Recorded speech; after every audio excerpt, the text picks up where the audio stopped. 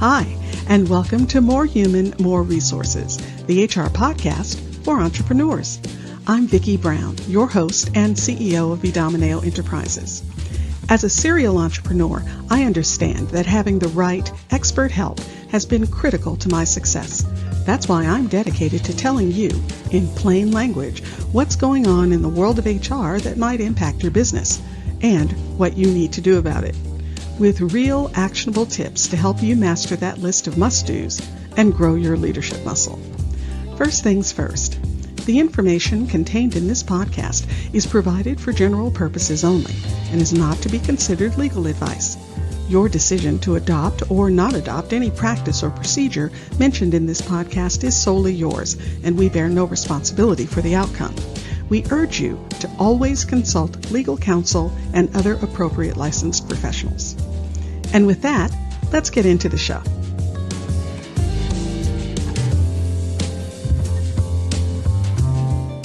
You're listening to Season 3, Episode 9. If you spend any time online at all, I'm sure you keep hearing productivity experts talking about developing SOPs, standard operating procedures. In fact, I just referenced them in last week's podcast episode. But what is an SOP, and how do you create one? Well, the real question is, how do you create one without feeling like you're being tortured? Oh, sure, you could approach the thing like you're creating an ISO or Six Sigma level SOP with a process flow diagram, prep activities, and reference tools. But who has that kind of time? And if I'm being honest, who has that kind of brain power? I know I don't. I just need a step-by-step guide that can tell someone else how to do something that needs to get done. A guide that can make sure the thing is done the same way every time, the quality of the work is consistent, and someone new can be easily trained on the task. So let's start at the top. This is going to be a project that will ultimately take a lot of time and thinking, but remember, it doesn't have to start that way. First off, give yourself a schedule. Something like, I'm going to write out one SOP a week.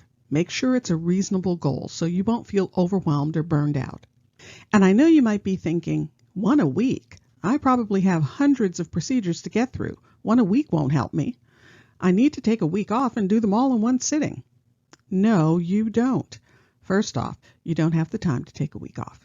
Second, even if you did, the amount of mental damage you would do to yourself trying to write all those SOPs in one fell swoop, that would be, well, it wouldn't be a good thing, I can tell you that. Nope, eat the elephant one bite at a time.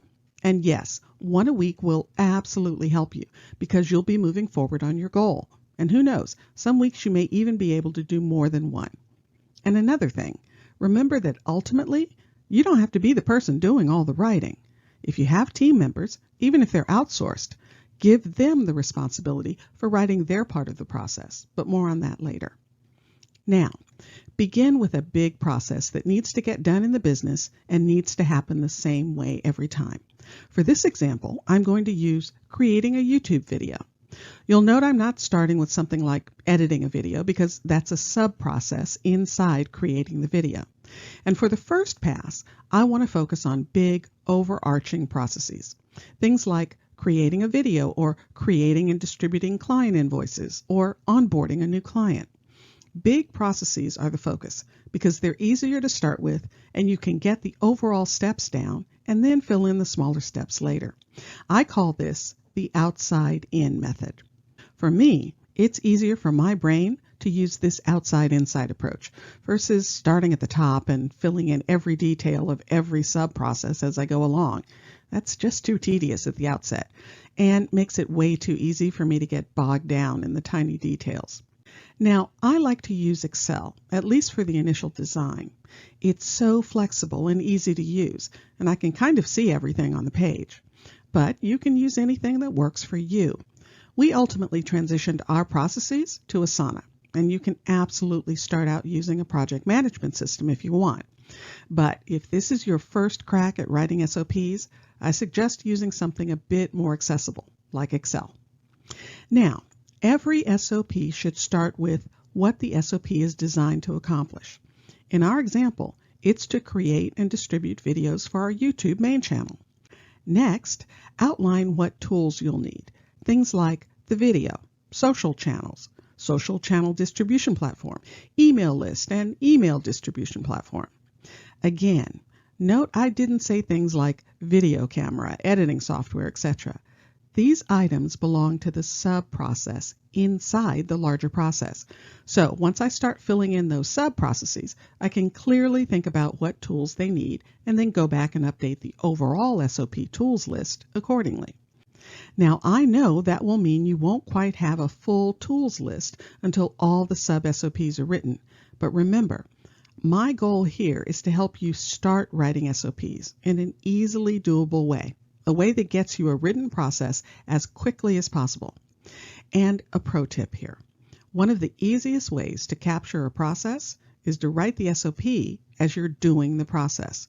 It'll help make sure you don't miss anything. Now, on to the steps. List them out, one per line. Another great thing about Excel is you can insert, delete, and sort lines at will. For our video production SOP, our steps are research, pre-production, production, post-production, marketing, and day of publishing. So as we walk through the rest of the processes, we'll note sub-processes as we identify them. Don't be afraid to have reference materials stored outside of your Excel file. When we first started, again before Asana, we just used Evernote. It allowed us to grab screenshots from the web, store PDFs or Word docs we had created in-house, etc. Then we just referenced those docs in the Excel SOP document. Again, that keeps the SOP document as clean as possible and still provides more information if someone needs it. Now, you have the first draft of your SOP for creating YouTube videos. Again, the next steps are reviewing what you have and adding things you may have missed, like reference materials. Then and only then should you move on to filling in smaller sub-SOPs. In fact, just to keep my brain fresh, I would move on to the next large SOP, like client onboarding, and leave the creating videos sub-SOPs for later. Now, like I said, later on, if you want, you can get fancier and transition to a project management application like Asana or ClickUp or something similar.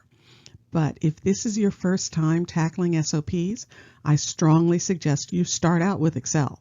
You'll find it a really great tool to use for this type of project. In fact, even though we use Asana for almost everything in my business, one of our most vital SOPs was created in and still exists in Excel. It's the one my executive assistant uses to get through her day. And believe me, it is crazy huge, has all sorts of references, and we would absolutely die without it. So don't get overwhelmed at the thought of creating SOPs for your business. Just use the outside-in process, and you'll get them done faster than you thought. And once you even have a few completed, it will be a huge load off your mind because you'll know that part of the business has been locked down and memorialized, so it can always be done and done well. If you found this information helpful, please leave a review and tell a friend. Thanks for spending the time. Until next week, same time, same place.